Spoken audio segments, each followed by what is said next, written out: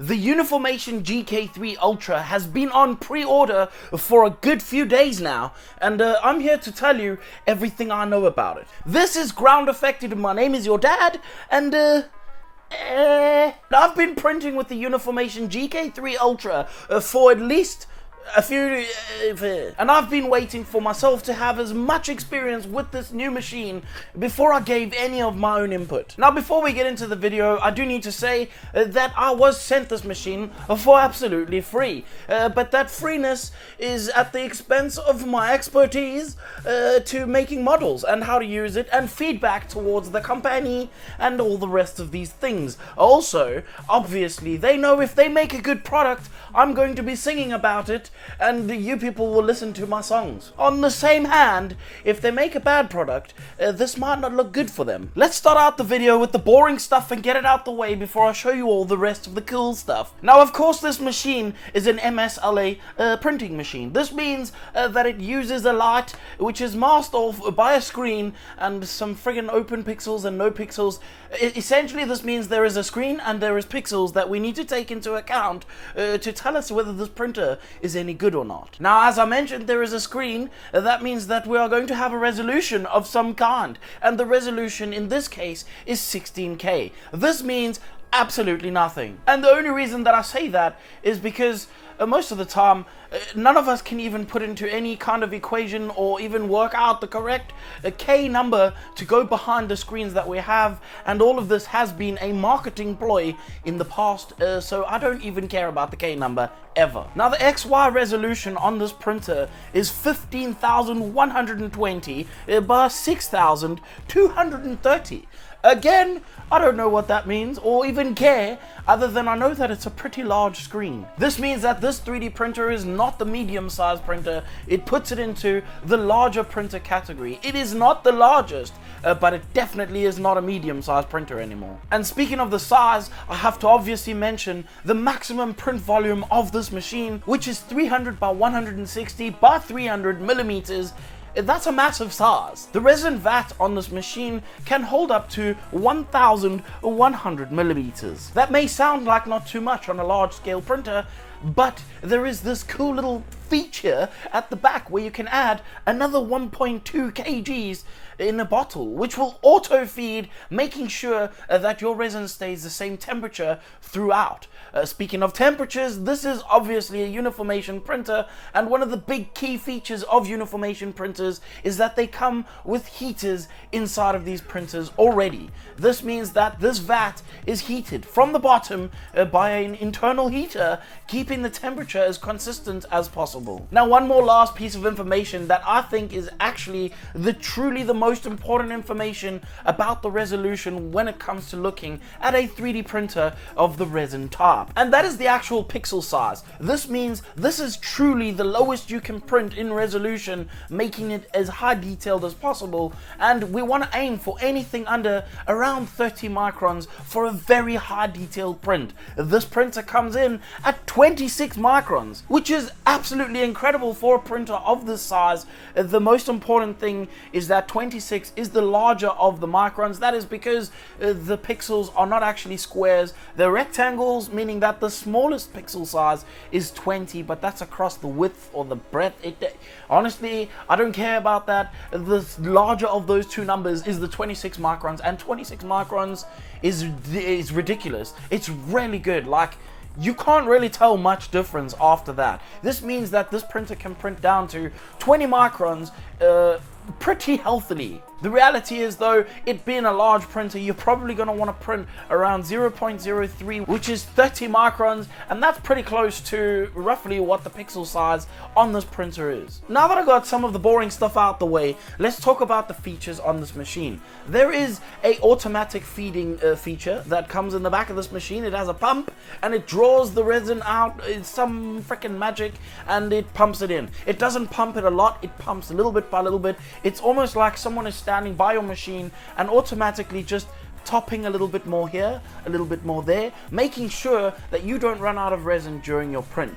This is a very good thing because it means that the resin temperature stays consistent throughout. It's not being overloaded by a load of cold resin into a load of warm resin. The usual features on this machine, for example, the little flip up lid. This is one of the best features of this machine because it means that you don't have to take a lid off and find somewhere to put it while you are trying to deal with some printing removal. There is also obviously a drip tray. The resin vat on this machine also doubles up as a small holder for the build plate, and you can line this up in the side of the resin vat, and there's a little hook on the top side of the printer, which means you can keep your build plate up at an angle, allowing it to drip off that excess resin and not wasting even a single drop if you can help it. Also, I want to say that the features of taking off the vat has these two little handles on the side. It means that it holds the vat securely in. If you were worried about that with the older version of the GK2, where the vat was just a clip in and sometimes those little clips might break, but they are available to buy, then this might change your mind on how the vat is mounted. Now, the build plate has the same clip in method that the GK2s have. It's just a slightly different looking mechanism. It's basically the same thing, but it's definitely easy to use. One hand does this. You can put the build plate on with one hand, you can take it off with one hand.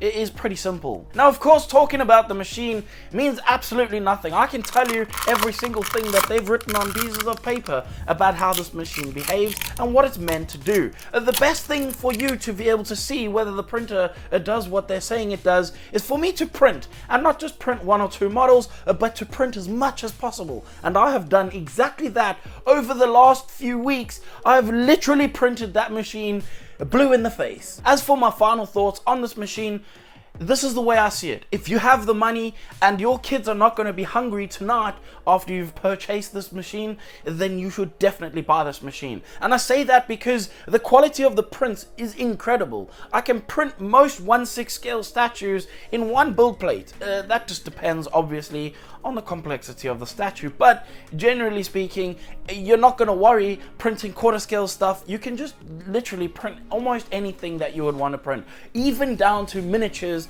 and small little pieces, which in the past it's been a little bit more difficult because the larger printers weren't able to print in such small microns, meaning that it weren't as good as it could have been.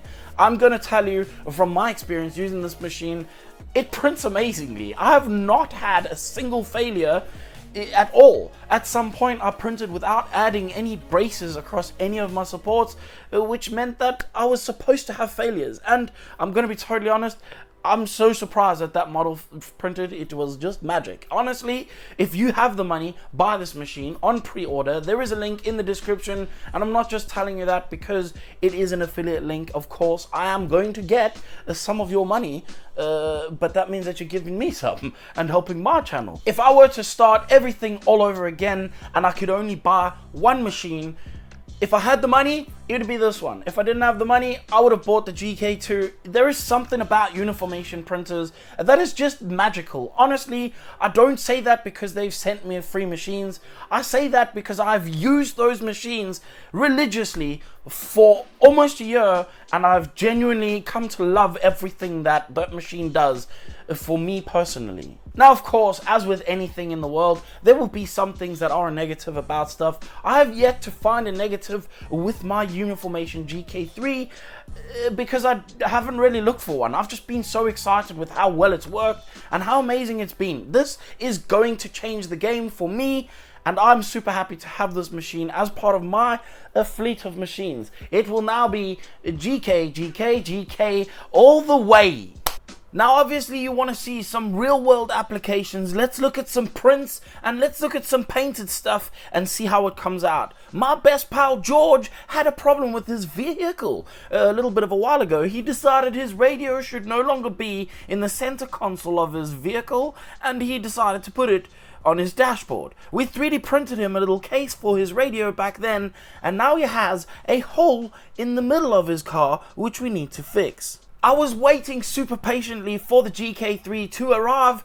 That is because I knew that this was a particular one of those prints that I wanted to do for my pal, and I did this print in ABS-like resin. I then painted it with a black coat, and I gave it a matte clear coat over the top to make it match the rest of the car's interior. And as you can clearly tell, it looks pretty damn good, even if I have to say so myself. I'm super excited about the possibilities of what this machine can do. Another thing that I want to talk about very quickly is the new curing machine that came along with this printer. Obviously, having a larger print volume means that you're going to have prints that are no more going to fit in the older curing machine, and you're going to need something bigger.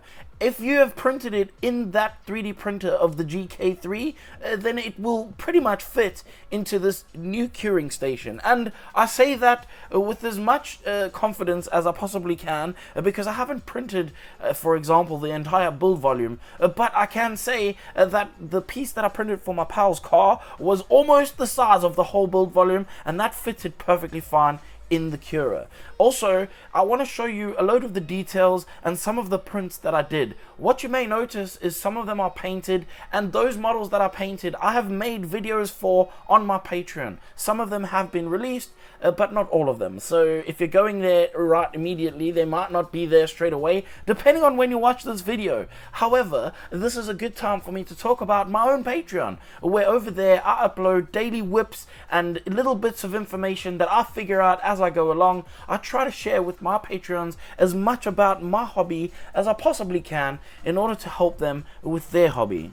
Also, while we're at it, speaking about Patreons, I'd like to mention that all of these models have been got from some of the Patreons. Some of these models were given to me from friends that I have made through my years of making videos on YouTube, and other models I have just paid the Patreon myself in order to obtain the model. The Scorpion and the Spider Thor, those were from Nice X Collectibles. The Velma and that is from EC Monster, as well as the Lara Croft came from EC Monster. Abe 3D is where I got the Silk and the Magic from, and CA 3D Studios is where the Spider Girl is coming from. Might that be a video in the future? We shall have to find out. By the way, I just want to say a super special thank you to my Patreons for supporting me behind the scenes, because without them I wouldn't be able to keep the lights, blinding my eyeballs, and making videos every single week. Of course, I want to thank everyone else that watches the videos as well, and leaving comments, sharing it with your gran. All these things are super important to helping a small YouTuber like me grow their channel. And as I've said in the past, of course, if you like the channel, you should probably click the like button and maybe even subscribe, because if you subscribe to me now, I will have one more new subscriber, and that is a big thing. Next thing I need to tell you, actually the most important thing I need to tell you, is that you are at the point of this video and every video that I make where I get to tell you, if you don't like anything that you see in this video, I don't care. And you can now